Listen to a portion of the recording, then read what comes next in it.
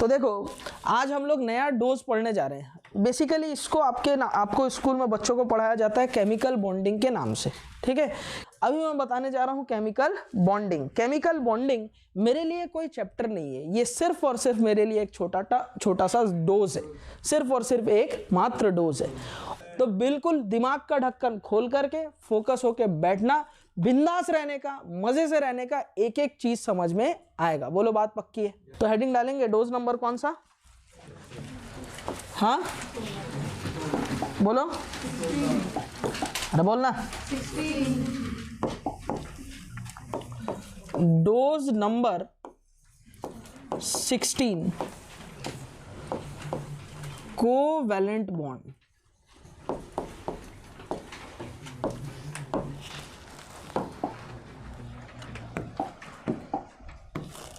ठीक, covalent bond में हम लोग 4 थ्योरी पढ़ेंगे एक्चुअली में। सबसे पहला हम लोग देखेंगे कोसेल-लेविस ऑक्टेट रूल।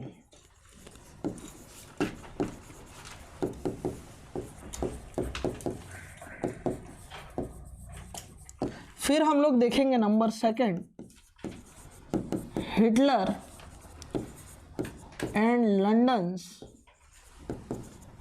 वीबीटी। तीसरा हम लोग देखेंगे पॉलिंग्स hybridisation concept.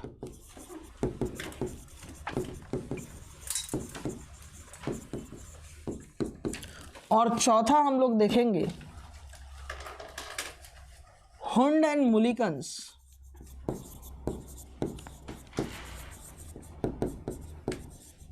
MOT molecular orbital theory. बोलो बात क्लियर है? MOT, ठीक। और मेरी बात सुन लेना, कई लोग को लगता है हाइब्रिडाइजेशन से बॉन्ड बनता है। कितने लोग को लगता है हाइब्रिडाइजेशन से बॉन्ड बनता है? तो क्या होता है हाइब्रिडाइजेशन में? हाइब्रिडाइजेशन से होता क्या है? ओवरलैपिंग होता है। बताओ, नंबर ऑफ बॉन्ड्स बढ़ते हैं। अच्छा, मतलब बॉन्ड ही बनता है ना हाइब्रिडाइजेशन से। अबे यार कुछ मुंह खोल के ऐसे बेवकूफ टाइप मत बैठे रहना मेरे क्लास में, ठीक है कि नहीं? गाय भैंस लोग को बुला के बैठा देंगे तुम्हारे जगह, क्योंकि तुम और वो सेम है, ठीक है। हिंदी वाला बैच बहुत शानदार तरीके से पढ़ के गया, वो एनर्जी मेरे को चाहिए, ठीक है ना। तो ऐसे ही बैठे रहेगा ना, कहाँ कैची चला दूंगा तुमको पता भी नहीं चलेगा। क्लियर है? ठीक, तुम्हारे रेस्पॉन्स के ऊपर क्लास चलती है, ठीक। जल्दी से बताओ हाइब्रिडाइजेशन में होता क्या है? क्या होता है hybridization? Equal amount of energy. क्या है फायदा, क्या है उसका? हाइब्रिडाइजेशन करते क्यों है? क्या होता है उससे? बॉन्ड बनता है, क्या होता है? ऑक्टेट। यस, कई लोग को लगता है। और ऑक्टेट कंप्लीट करके होता क्या? बॉन्ड बनता है। कई लोग को लगता है कि हाइब्रिडाइजेशन बॉन्डिंग की कहानी है, जबकि ऐसा चरस गांजा नहीं है। हाइब्रिडाइजेशन कतई बॉन्डिंग की कहानी नहीं है, ये बॉन्डिंग के पहले की तैयारी है। जिस प्रकार से सेल डिवीजन में सिंथेटिक फेस और जीवन फेस बॉन्डिंग के पहले की तैयारी है, डिवीजन के पहले की तैयारी, और फिर उसके बाद डिवीजन फेज आता है, प्रोफेज, मेटाफेज, एनाफेज, टीलोफेज। बोलो होता है? Leptotene, zygotene, pachytene, diakinesis. बोलो होता है? हाँ, मैं भूल गया यार, मैं भूल गया, ठीक है कि नहीं? लेकिन तुमको मालूम है ना। तो बॉन्डिंग के पहले की तैयारी है ये क्या है बेटा? बॉन्डिंग के पहले की तैयारी। इसमें बॉन्डिंग के पहले की प्रिपरेशन होती है। और देखना, ये 3 थ्योरीज है। ये 3 क्या है बेटा? थ्योरीज है। और ये अकेला सिर्फ एक कॉन्सेप्ट है हाइब्रिडाइजेशन, ठीक है। तो बिल्कुल फोकस्ड रहना और अच्छे से इसको समझना है। हेडिंग डालेंगे कोसेल-लेविस ऑक्टेट रूल। आज के बाद से ना सिर्फ कोवेलेंट बॉन्ड आप पढ़ पाओगे, बल्कि पढ़ा भी दोगे तुम। इतना शानदार बता दूंगा, ठीक है। कोई टेंशन नहीं है, यही रहना, ठीक। और दिमाग इधर उधर चलाना नहीं, किसी को याद करना नहीं। जिसको सांस वास लेना है ले लो अभी से, क्योंकि आगे गाड़ी नॉन स्टॉप चलने वाली है, ठीक है। तो कोसेल-लेविस के ऑक्टेट रूल की बात करने जा रहे हैं। लेविस ने क्या बोला? Atoms can donate slash accept slash share electrons and complete their octet। ठीक, ये बात तो आपको पता ही होगी कि इनर्ट गैसेस का ऑक्टेट कंप्लीट होता है, उनके आउटर मोस्ट शेल में, वैलेंस शेल में 8 इलेक्ट्रॉन होते हैं। और आज के डेट में हर एक दीदी को हीरोइन बनना है, रील बना बना करके। बोलो बात समझ में आ रहा है? हर कोई एलिमेंट चाहती है कि वो अपने बगल वाली इनर्ट गैस जैसा कॉन्फ़िगरेशन अचीव कर ले। अब वो कॉन्फ़िगरेशन अचीव करने के इसके पास तीन रास्ते होते हैं, या तो वो डोनेट करेगा इलेक्ट्रॉन, या तो वो एक्सेप्ट करेगा, या तो वो शेयर करेगा। इन तीनों रास्तों के थ्रू वो अपना ऑक्टेट क्या कर सकता है, कंप्लीट कर सकता है। जैसे फॉर एग्जांपल मैं बात करता हूं सोडियम की। किसकी बात करता हूं? सोडियम। सोडियम का इलेक्ट्रॉनिक कॉन्फ़िगरेशन होता है 2 8 1। आउटर मोस्ट शेल में, वैलेंस शेल में इसके पास एक इलेक्ट्रॉन है। और बात करता हूं क्लोरीन की। क्लोरीन का होता है 2 8 7। आउटर मोस्ट शेल में ऑक्टेट कंप्लीट करने के लिए एक इलेक्ट्रॉन की जरूरत है। थोड़ा है, थोड़े की जरूरत है, ठीक है। तो ये क्या करेगा, एक इलेक्ट्रॉन को यहां ट्रांसफर कर देगा और कसम भगवान गणेश की यहां बन जाएगा Na+ और यहां बन जाएगा Cl-। और यहां कौन सा बॉन्ड फॉर्म हो गया? आयनिक बॉन्ड फॉर्म हो चुका है, ठीक। अब सोडियम का इलेक्ट्रॉनिक कॉन्फ़िगरेशन कितना है? 2 और 8। क्लोरीन का कितना हो गया? 2 8 8। तो इन्होंने क्या किया बेटा, इन्होंने क्या किया, इलेक्ट्रॉन को इसने क्या किया, डोनेट किया, इसने इलेक्ट्रॉन को एक्सेप्ट किया और इलेक्ट्रॉन का डोनेशन और एक्सेप्ट करके इन्होंने आयनिक बॉन्ड बनाया, ठीक। यानी ऑक्टेट रूल तो आयनिक बॉन्डिंग की कहानी समझा देता है, ठीक। अब चेक करते हैं और कौन कौन से बॉन्ड की कहानी ये बता पाएगा। नोट करने वाले बल्लू मुंडी नीचे किया, गौर से देखना। ऑक्सीजन की बात करूंगा। ऑक्सीजन के आउटर मोस्ट शेल में 2 लोन पेयर और 2 अनपेयर्ड इलेक्ट्रॉन होते हैं। क्या होता है? 2 अनपेयर्ड इलेक्ट्रॉन। ये ऑक्सीजन है, इसके पास भी 2 लोन पेयर और 2 क्या है, अनपेयर्ड इलेक्ट्रॉन। अब समय आ गया है कि अनपेयर्ड इलेक्ट्रॉन को पेयर कर दिया जाए। तो ये लोग क्या करते हैं बेटा, ये ऑक्सीजन हो गया, ये इसके 2 लोन पेयर हो गए, ये ऑक्सीजन हो गया, ये इसके 2 लोन पेयर हो गए, ये अपने 2 अनपेयर्ड इलेक्ट्रॉनों को क्या कर लेता है बेटा, पेयर कर लेता है, ठीक है। क्या करता है यहाँ पर, शेयरिंग करता है। क्या करता है, इलेक्ट्रॉन्स का शेयरिंग। कौन सा शेयरिंग, इक्वल शेयरिंग करता है, इक्वल शेयरिंग ऑफ इलेक्ट्रॉन, है ना, इक्वल शेयरिंग ऑफ इलेक्ट्रॉन्स। इलेक्ट्रॉनों की इक्वल शेयरिंग करता है और कौन सा बॉन्ड फॉर्म हो जाता है, कोवेलेंट बॉन्ड फॉर्म हो जाता है। कौन सा बॉन्ड, कोवेलेंट बॉन्ड फॉर्म हो जाता है। अब इलेक्ट्रॉन गिनना, 1 2 3 4 5 6 7 8। ऑक्टेट इसका कितना हो गया, 2 8 हो गया। बोलो हुआ, ठीक है। इसका गिनना 1 2 3 4 5 6 7 8, 2 और 8, इसका भी ऑक्टेट कंप्लीट हो गया। इलेक्ट्रॉन कहीं से लाए नहीं है ये लोग, इलेक्ट्रॉन बढ़े नहीं है, जितने उसी में आपस में मजे ले लिए इन लोग। बोलो बात समझ में आ रहा है क्या बोल रहा हूँ, ठीक है कि नहीं। चलो और बात कर लेते हैं। तीसरा केस आपको पता ही होगा, ठीक। ये देखो NH3 है ना, नाइट्रोजन। इसके पास लोन पेयर होता है तो ये लुईस बेस की तरह काम करता है, और ये BF3 मॉलिक्यूल है, ठीक है। और इसके पास वैकेंट ऑर्बिटल है, यानी ये लुईस एसिड की तरह काम करता है। अब ये इसके लोन पेयर को, क्योंकि इसके पास है टेंडेंसी और इसके पास है वैकेंसी, और यहाँ पर क्या होता है, अनइक्वल शेयरिंग होता है। क्या होता है, unequal sharing, unequal sharing of electrons होता है। और इलेक्ट्रॉनों की अनइक्वल शेयरिंग से क्या बनता है यहाँ पर, है ना, कोऑर्डिनेट बॉन्ड बनता है NH3 coordinate bond BF3 molecule. इस बॉन्ड को मैं ऐसे भी लिख सकता हूँ NH3 कोवेलेंट बॉन्ड BF3, क्योंकि इसने दे दिया तो पॉजिटिव, इसने ले लिया तो नेगेटिव। और यहाँ कौन सा बॉन्ड बना, कोऑर्डिनेट बॉन्ड बना। कौन सा बेटा, कोऑर्डिनेट बॉन्ड। तो आपने देखा इलेक्ट्रॉन को या तो वो डोनेट कर सकता है या तो एक्सेप्ट कर सकता है, तो आयनिक बॉन्ड बना। इलेक्ट्रॉनों को शेयर कर सकता है, शेयर भी इक्वल या अनइक्वल, तो कोवेलेंट और कोऑर्डिनेट बॉन्ड बनते। बोलो समझ में आया सभी को। तो बॉन्डिंग की कहानी सबको क्लियर हुई क्या, यहां तक पिक्चर क्लियर है क्या, अच्छे से समझ में आया। जल्दी से लिखो, हो गया जवानों। अब देखो ऑक्टेट रूल जब आया तो लोगों ने शुरू में इसकी बहुत तारीफ की, जैसे डार्विन की गई थी, ठीक है। डार्विन ऐसे, डार्विन वैसे, उसने ये बता दिया और जो बोल दिया वो सही है। डार्विन क्या बकवास करता था मालूम है ना, नर और मादा दोनों के पसीने के मिलने से बच्चा बन जाता है। बात सही है क्या, वेपर निकल रहा होता है, ये सब बकवास कर रहा था ना। फिर मेंडल है, मेंडल ने मैथमेटिकली उस चीज़ को बताया कि सेक्स डिटर्मिनेशन होता कैसे, क्रोमोसोम क्या होते हैं, एलील क्या होते हैं, इन सब के बारे में किसने डिटेल में बात करी थी, मेंडल ने।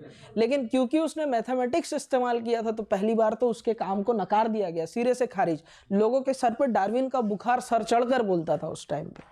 तो मेंडल को गलत साबित कर दिया गया था कि नहीं ये तो बकवास कर रहा है, बोरिंग है, ये ऐसा है, ठीक है, ये तो बेकार आदमी है, ऐसा है वैसा है, ठीक है कि नहीं, क्योंकि लोगों को नशा किसका था, डार्विन का था। ठीक वैसे ही केमिस्ट्री में अभी ऑक्टेट रूल दिया था कोसेल लेविस ने, लेविस का नशा सबके सर चढ़कर बोलता था, अति कर दिया था नहीं, लेविस ने Lewis acid Lewis base concept दिया, ब्रोस्टन लॉरी और उनके बाद में जो एसिड बेस थ्योरी थी इसकी सबसे हिट थी, फिर बोला नहीं मैं तो इधर भी कीड़ा करूंगा, मैं केमिस्ट्री का न्यूटन बनूंगा, इधर भी किया, ठीक। लेकिन कहते हैं झुकता वही है जिसमें जान होती है, वरना अकड़ तो मुर्दों की पहचान होती है, और जो अकड़ेगा वो ये सब चीज़ नहीं पकड़ पाएगा, उसको तो समझ ही नहीं आएगा ये सब चीज़। तो ये क्या करेगा बेटा, इधर पे ये सारे कंसेप्ट देने लग गया, उधर से धीरे से कौन सा कंसेप्ट आ गया, वीबीटी का कंसेप्ट आ गया, ठीक है, एकदम से इसको नकार दिया गया। मतलब पहले तो ये चीज़ को साइंटिस्ट लोग इतना मान लिए थे कि अगर कोई PCl5 मॉलिक्यूल बनता है जो कि ऑक्टेट रूल को फॉलो नहीं करता, तो लोग ये तक बोल देते थे ये मॉलिक्यूल ही नहीं होता। समझ रहे हो बात को, ये मॉलिक्यूल ही नहीं एग्जिस्ट करता, ये तक बोल देते थे साइंटिस्ट लोग।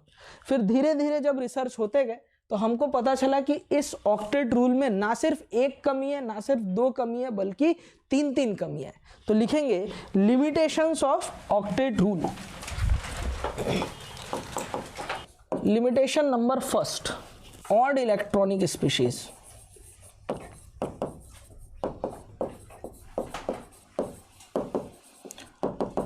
बहुत सारे स्पीशीज ऐसे होते हैं जिनके आउटर मोस्ट शेल में एक इलेक्ट्रॉन ऑड रह जाता है, तो बाकी इलेक्ट्रॉनों की तो पेयरिंग हो सकती है, लेकिन एक इलेक्ट्रॉन हमेशा ऑड नंबर में बच जाता है। अगर बॉन्डिंग में ऑक्टेट हमेशा कंप्लीट हो रहे होंगे तो बताओ कोई इलेक्ट्रॉन अनपेयर्ड रहेगा क्या, नहीं रहेगा, समझ रहे हो ना, लेकिन रह जाता है, ठीक। तो देखो जैसे फॉर एग्जांपल है NO, इसके पास 7 इलेक्ट्रॉन, ऑक्सीजन के पास 8 इलेक्ट्रॉन, टोटल कितने हो गए 15 इलेक्ट्रॉन। तो 15 में से 14 इलेक्ट्रॉनों की बॉन्डिंग हो जाएगी, एक इलेक्ट्रॉन अनपेयर्ड रह जाएगा, ठीक। वैसे ही अगर मैं बात करता हूं NO2 की, तो ऑक्सीजन 8 8 16 और एक 7 कितने हुए 23, यानी 22 इलेक्ट्रॉनों की पेयरिंग हो जाएगी और एक इलेक्ट्रॉन ऑड नंबर में रह जाएगा। ठीक वैसे ही ClO2, ClO3, CH3, CF3, ये सारे मॉलिक्यूल ऐसे हैं जिनमें एक इलेक्ट्रॉन ऑड नंबर में जरूर रह जाता है। तो ऑड इलेक्ट्रॉन स्पीशीज सबसे बड़ी कमी थी किसकी बेटा, ऑक्टेट रूल की। बोलो समझ में आया सभी को।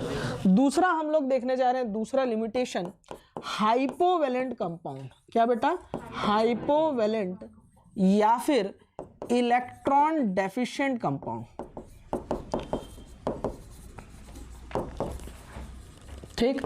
इलेक्ट्रॉन डेफिशिएंट कंपाउंड्स कौन होते हैं, जिनके वैलेंस इलेक्ट्रॉन्स कितने होते हैं, लेस देन 8 होंगे, 8 से कम होंगे, 8 से कम वैलेंस इलेक्ट्रॉन वाले स्पीशीज। जैसे फॉर एग्जांपल मैं लिखूं AlCl3 गैस, ये इनका फिजिकल स्टेट भी लिखना जरूरी है। AlCl3 सॉलिड फॉर्म में ऑक्टेट कंप्लीट कर लेता है, डाइमर पॉलीमर बना लेता है, ठीक है, तो ध्यान रखना इनका फिजिकल स्टेट भी आगे बताऊंगा। वैसे मैं BeCl2 गैस, ठीक है, और क्या BeCl3 गैस, ठीक, और कौन सा ले लेंगे ZnCl2, ठीक है, और कौन सा SnCl2, और कौन सा B2H6 एक्सेट्रा, ठीक। अब बात को समझना, सवाल ये उठता है कि इनके सेंट्रल एटम में वैलेंस इलेक्ट्रॉन है कितने, ये बताने के लिए बच्चा पहले AlCl3 का स्ट्रक्चर बनाता है, लेविस और डॉट रूल लगा करके रंगोली का डिजाइन बनाता है, फिर इलेक्ट्रॉन गिन करके लिखता है। अपने को वो काम नहीं करना। आस्था सोना नहीं, सो रही है नालायक कहीं के, आंख बंद करके क्या याद कर रही थी, नहीं सो रही पक्का, सही में, हाँ ठीक। चलो, एल्यूमिनियम के वैलेंस इलेक्ट्रॉन कितने होते हैं, एल्यूमिनियम के वैलेंस इलेक्ट्रॉन कितने होते हैं, कितने, 3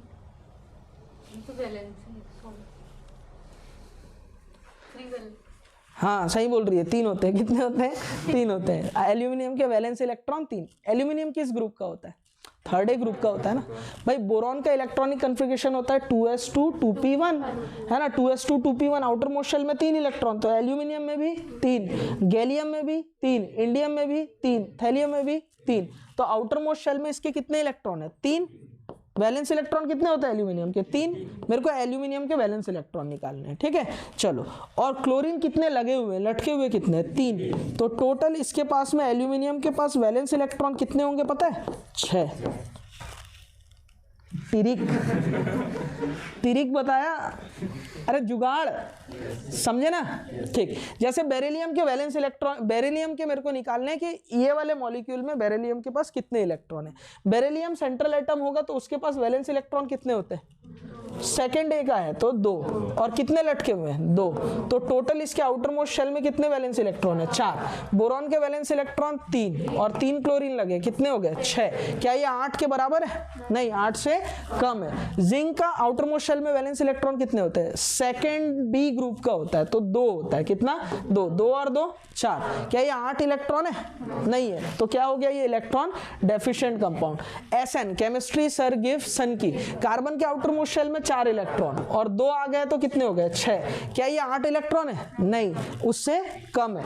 ठीक, वैसे B2H6 को बोला जाता है डायबोरेन, इसको मैं BH3 भी लिख सकता हूँ। क्या लिख सकता हूँ बेटा, BH3। बोरॉन के आउटर मोस्ट शेल में कितने 3 इलेक्ट्रॉन प्लस 3 हाइड्रोजन, तो कितने इलेक्ट्रॉन हो गए 6। ऑक्टेट कंप्लीट करने के लिए कितने की जरूरत है, 2 इलेक्ट्रॉनों की। अबे 8 नहीं, 2 इलेक्ट्रॉन की जरूरत है और, ताकि 8 हो जाए। बोलो बात समझ में आ रहा है, यहाँ तक काम 25 है क्या, एकदम अच्छे से समझ में आया, पक्का आया।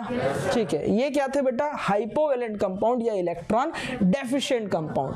ठीक है, इनसे पूछा गया कि बताओ, है ना, AlCl3 gas, BeCl2, BCl3, ZnCl2, SnCl2 और BH3 जैसे मॉलिक्यूल जो है, इनके तो आउटर मोस्ट शेल में 8 इलेक्ट्रॉन नहीं है, समझ रहे हो ना। ठीक है ना, तो ये भी ऑक्टेट रूल के क्या हो गए, एक्सेप्शन हो गए। ठीक, अब जैसे एक साल क्वेश्चन आया था AlF3 लिख लूंगा मैं, AlF3, बताओ ये ऑक्टेट रूल को फॉलो करेगा नहीं करेगा, नहीं करेगा, बिल्कुल करेगा। कैसे, यस सर, यस। देखो, क्या ये लिथियम, बेरिलियम, मैग्नीशियम, एल्यूमिनियम है कि नहीं, क्या ये उनका फ्लोराइड, ऑक्साइड, कार्बाइड है कि नहीं, तो ये क्या नेचर का है बताओ, आयनिक नेचर का है। और ये क्या है बेटा, कोवेलेंट नेचर का है। और सारे आयनिक कंपाउंड ना ऑक्टेट रूल को फॉलो करते हैं। क्यों, क्योंकि ये टूट जाता है किस में मालूम है, एल्यूमिनियम +3 और 3F-, तो इसके आउटर मोस्ट शेल में कितने हो गए 2 और 8, और इसमें कितने हो गए 2 और 8 हो गए। अरे यार 13 था, 3 चले गया तो 10 बचा ना।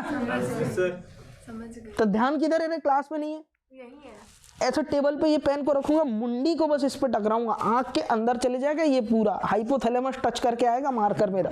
समझ में आ रहा है, हाँ समझ में आया ये। ठीक, तो AlF3 की अगर मैं बात करूंगा तो AlF3 इज आयनिक कंपाउंड। क्या है बेटा, ionic compound. So it is follow octet rule. बोलो बात समझ में आ रहा है, ध्यान रखना। अरे क्लियर है ना, पक्की बात है, ध्यान रहेगा ये। तो देख लेना आयनिक कंपाउंड है कि नहीं, और आयनिक कंपाउंड देखने का तरीका मैंने आपको सिखा रखा है। बोलो बात समझ में आ रहा है क्या, नोट करने वाले बल्लू थोड़ी देर बाद लिख लेना, पहले सुन ले। यहाँ तक चीजें क्लियर बिल्कुल, वैलेंस इलेक्ट्रॉन कैसे निकालते हैं सब कुछ पक्का है, क्लियर है ना। ठीक है, तो ये तो थे हमारे पास में हाइपोवैलेंट कंपाउंड। कौन सा बेटा, हाइपोवैलेंट कंपाउंड। ठीक, अब हम लोग देखने जा रहे हैं, लिख रहे हो 3 हाइपरवैलेंट। क्या बेटा, हाइपरवैलेंट यानी वैलेंसी मोर देन 8। ठीक है, या फिर क्या बोल सकता हूं मैं, super octet compound, super octet compounds. Super octet compounds बोलने का मतलब क्या है, इनके आउटर मोस्ट शेल में जो वैलेंस इलेक्ट्रॉन्स होंगे वो क्या होंगे, मोर देन 8 होंगे, 8 से ज्यादा होंगे। बोलो समझ में आ रहा है। जैसे एग्जांपल के तौर पर अगर मैं लिखूं PCl5 SF4 XeF2 XeF6, ठीक है, और लिख सकते हैं SO3, ठीक है, SO3, ठीक है, IF7 एक्सेट्रा।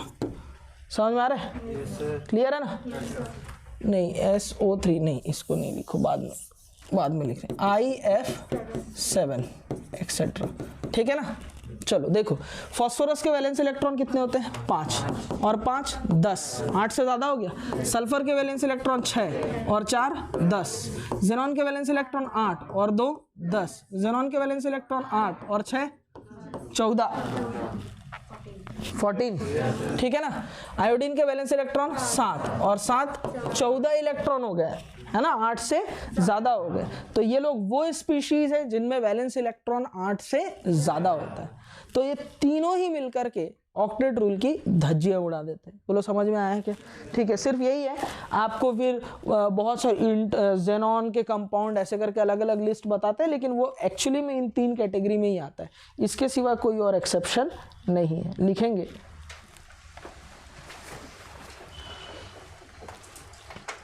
समझ में आया सभी को?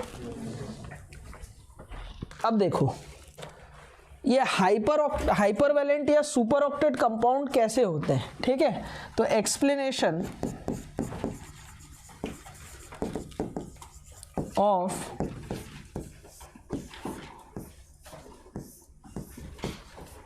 Super octet compounds by Sidgwick concept. Sidgwick concept मैंने आपको पढ़ाया ना, ठीक है, वैलेंसी एंड ऑक्सीडेशन स्टेट में बताया हुआ है। सिज्विक कंसेप्ट से हम लोग क्या करते हैं बेटा, सुपर ऑक्टेट कंपाउंड का एक्सप्लेनेशन मिलता है। अब देखो सिज्विक कंसेप्ट क्या था, वो कंपाउंड जिनके पास वैकेंट ऑर्बिटल होता है वो अपने, है ना, वैलेंसी को एक्सप्लोर कर सकते हैं, बढ़ा सकते हैं, कर सकते हैं। अब सेकेंड पीरियड वाले जो एलिमेंट है वो ज़्यादा से ज़्यादा वैलेंसी उनकी होती है 4 और एक वैलेंसी 2 इलेक्ट्रॉनों से फुलफिल होता है, तो उनके आउटर मोस्ट शेल में 8 इलेक्ट्रॉन होंगे, 8 से ज़्यादा तो हो ही नहीं सकते। यानी सुपर ऑक्टेट कंपाउंड का फॉर्मेशन सिर्फ और सिर्फ थर्ड पीरियड या उनके नीचे वाले कर पाएंगे। सेकंड पीरियड वाले कभी सुपर ऑक्टेट कंपाउंड बना सकते हैं क्या? नहीं बना सकते। तो यहाँ पर काम की बात लिख सकते हैं अपन लोग, second period elements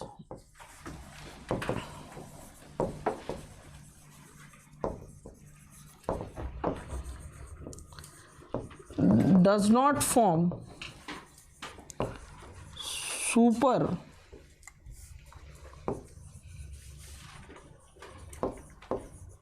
octet compounds।